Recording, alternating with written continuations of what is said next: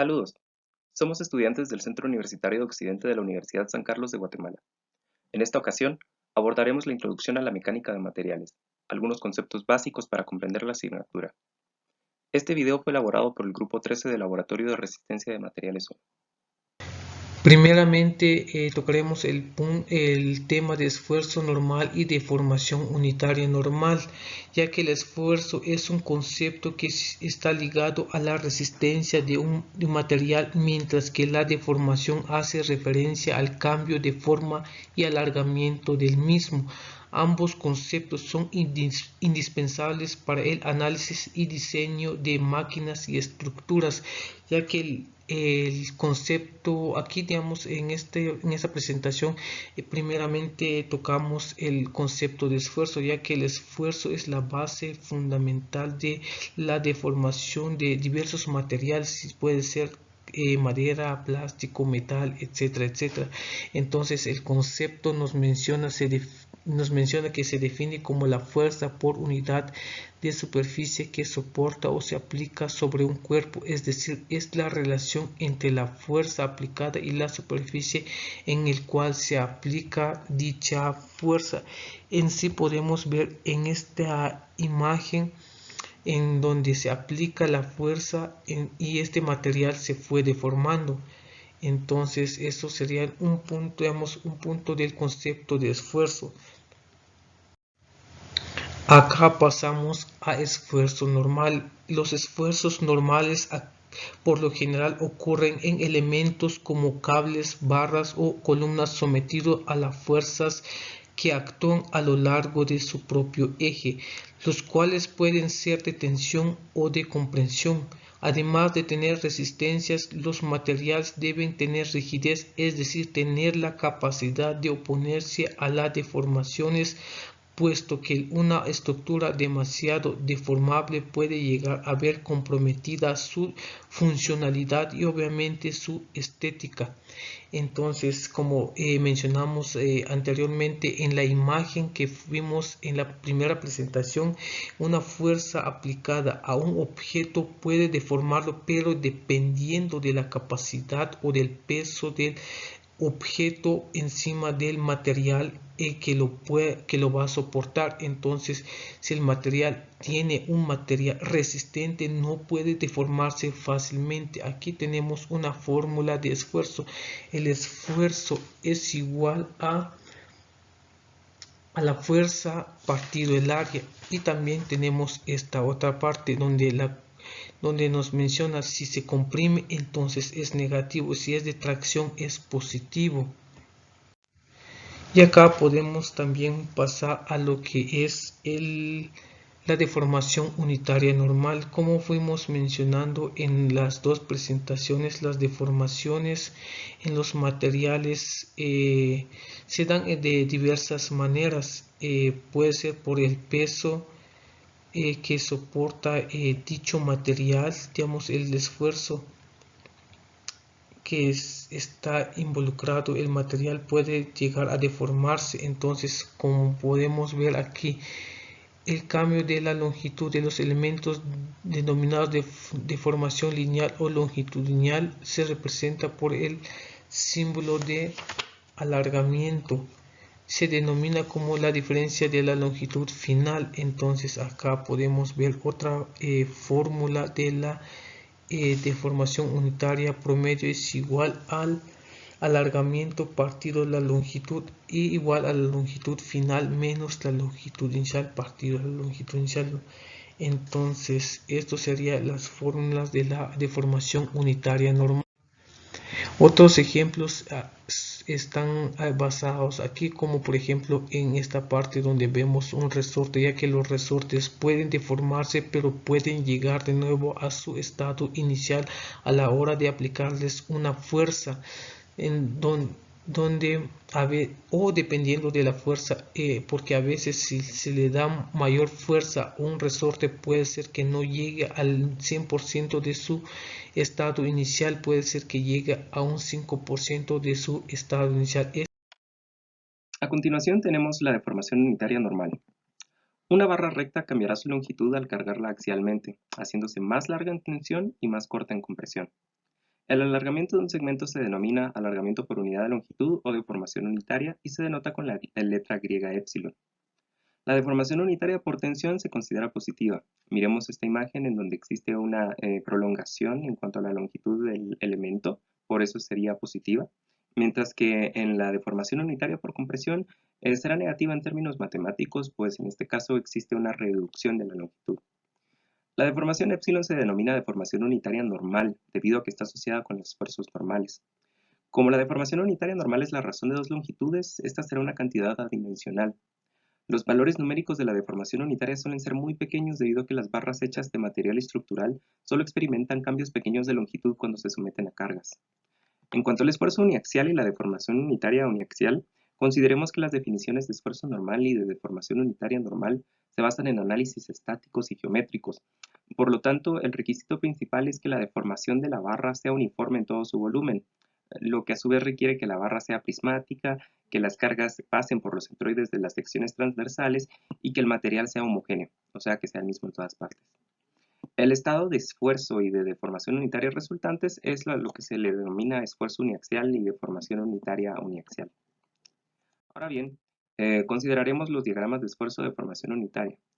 En mecánica de materiales interesa determinar las características de los elementos a través de ensayos que consideran la aplicación de cargas al material para determinar cómo se comporta.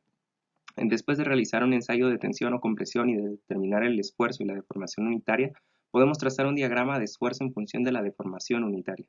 Ese diagrama esfuerzo-deformación unitaria es una característica del material particular que se ensaya y contiene información importante sobre sus propiedades mecánicas y el tipo de comportamiento, la cual es información necesaria en el proceso de diseño en la ingeniería. Para facilitar la comprensión, analizaremos esta representación de un diagrama de esfuerzo-deformación para el acero estructural o el acero al bajo carbono. Como podemos observar, el diagrama inicia con una línea recta desde el origen O hasta el punto A, que indica la relación entre el esfuerzo y la deformación. En este tramo es no solo lineal, sino también es proporcional. Más allá del punto A, ya no existe proporcionalidad entre el esfuerzo y la deformación, de ahí que al esfuerzo A se le llame el límite de proporcionalidad. La pendiente de la recta se denomina módulo de elasticidad, el cual tiene las mismas unidades que el esfuerzo. Con un incremento en el esfuerzo más allá del límite de proporcionalidad, la deformación unitaria comienza a aumentar más rápidamente con cada incremento del esfuerzo. En consecuencia, la curva esfuerzo-deformación tiene una pendiente cada vez menor hasta que en el punto B, como podemos observar, se vuelve horizontal.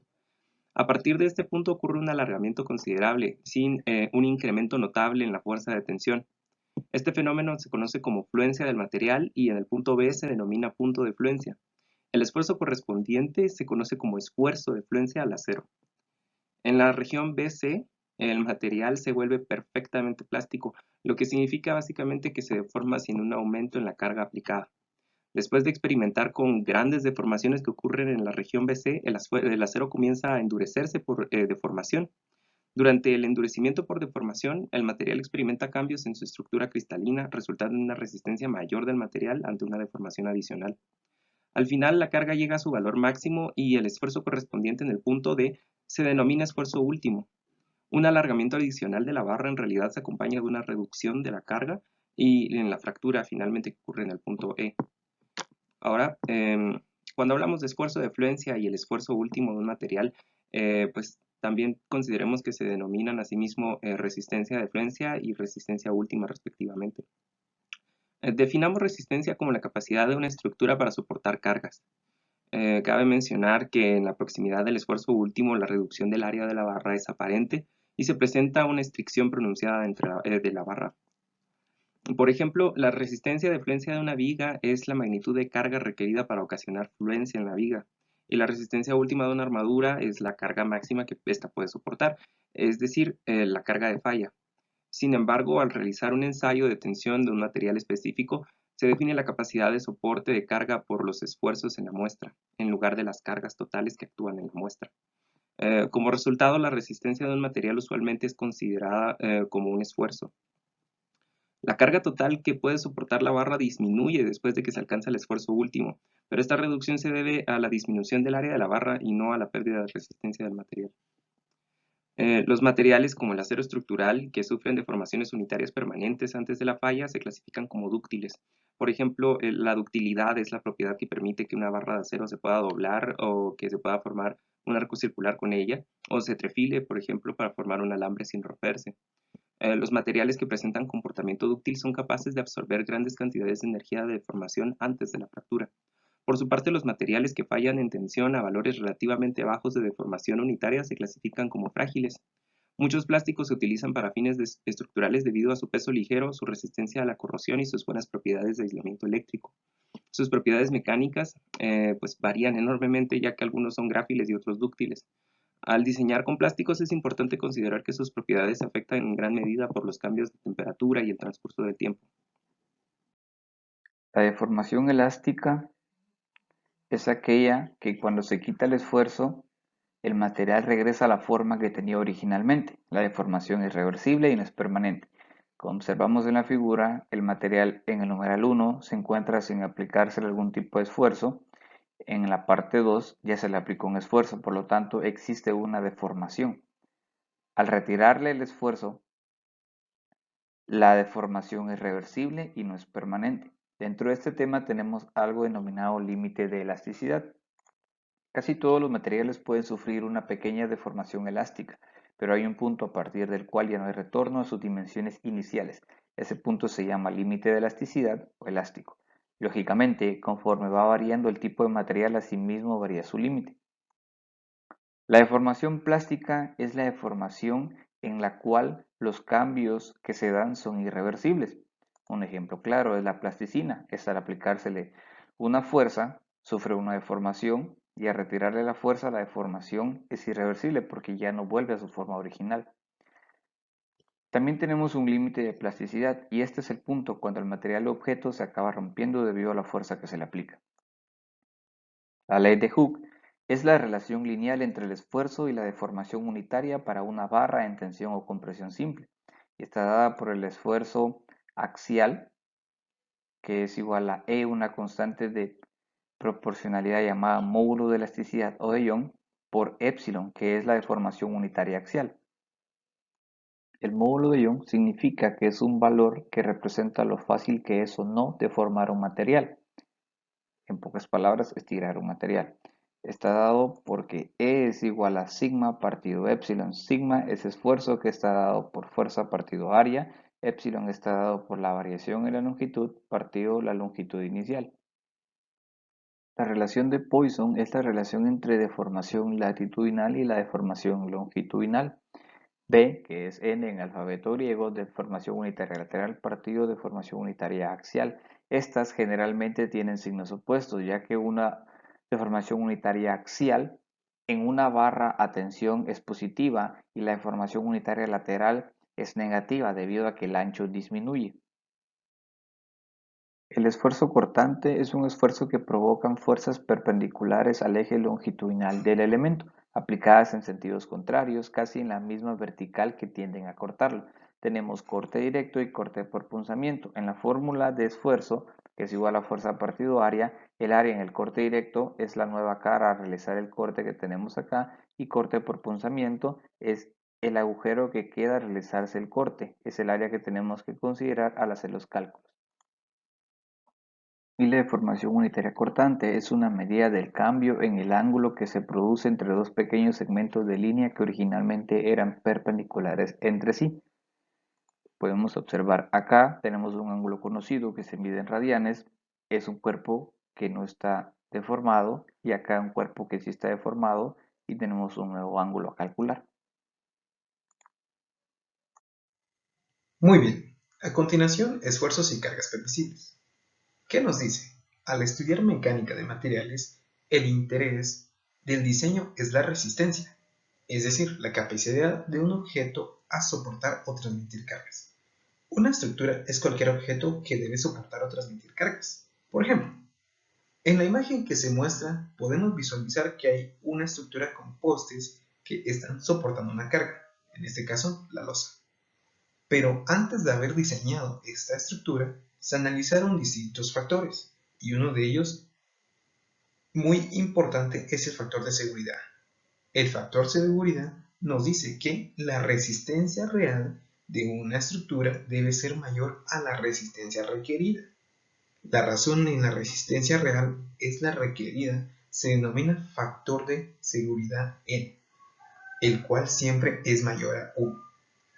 Bueno, la falla puede significar la fractura y el derrumbe completo de la estructura, o que las deformaciones son tan grandes que la estructura no puede realizar sus funciones propuestas, y eso es algo que no nos beneficia.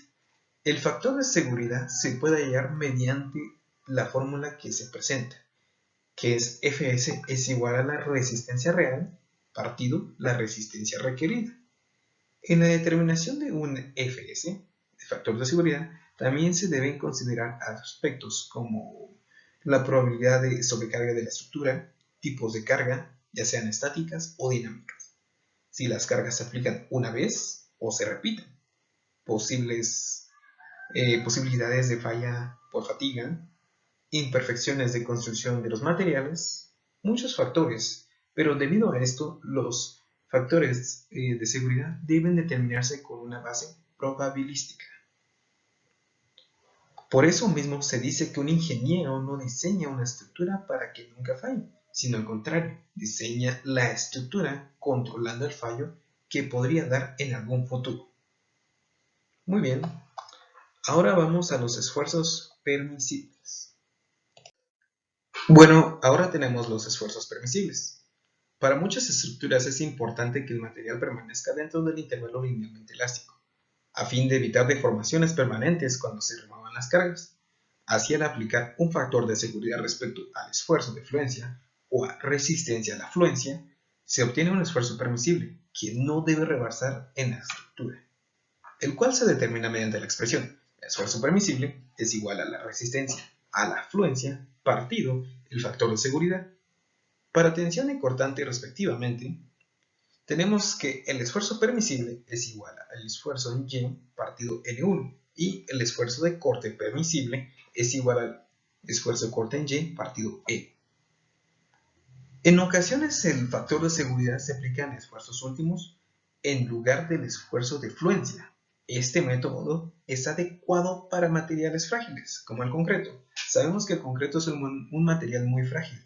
Es por ello que se utiliza hierro para poder unirlo y para que resista de una mejor manera en su uso. En algunos materiales plásticos también. Y para materiales sin un esfuerzo de fluencia bien definido, como la madera y los aceros de alta resistencia. En estos casos los esfuerzos permisibles en tensión y cortante son: el esfuerzo permisible es igual a el esfuerzo de U partido N y el esfuerzo de corte permisible es igual al esfuerzo de corte de U partido N4. Bueno, ahora hablaremos de las cargas permisibles. Bueno, tenemos las cargas permisibles. Una vez que se han establecido los esfuerzos permisibles de un material o estructura específica, se puede determinar la carga permisible sobre esta estructura. La relación entre la carga y el esfuerzo permisible depende del tipo de estructura. Definimos una carga permisible, entonces, como el producto entre el esfuerzo permisible y el área transversal del objeto donde se aplica. Como tenemos acá, la pequeña fórmula nos dice que la carga permisible es igual al esfuerzo permisible por el área. Recordemos y tomemos en cuenta de que este área es el área transversal del objeto. Bueno, ahora por último, expliquemos sobre el diseño por cargas. En el contexto de la mecánica de materiales, el análisis consiste en determinar la respuesta de una estructura a cargas, cambio de temperatura y otras acciones físicas. Se dice que una estructura es conocida o dada cuando tenemos una descripción física completa de ella, es decir, cuando conocemos todas sus propiedades. El análisis se refiere a determinar la respuesta de los materiales de la estructura considerando sus propiedades. Ahora, el proceso inverso se denomina diseño, el cual consiste en determinar las propiedades de la estructura a fin de que soporte las cargas y cumpla sus funciones previas. Además de tomar en cuenta la resistencia de una estructura. Es probable que el diseño de una estructura también abarque la rigidez y la estabilidad. Rigidez se refiere a la capacidad de la estructura para resistir cambios de forma, por ejemplo, resistir alargamiento, flexión o torsión. Y estabilidad se refiere a la capacidad de la estructura para resistir alguna flexión ante esfuerzos de compresión. Eso ha sido todo por este video. Muchas gracias por su atención.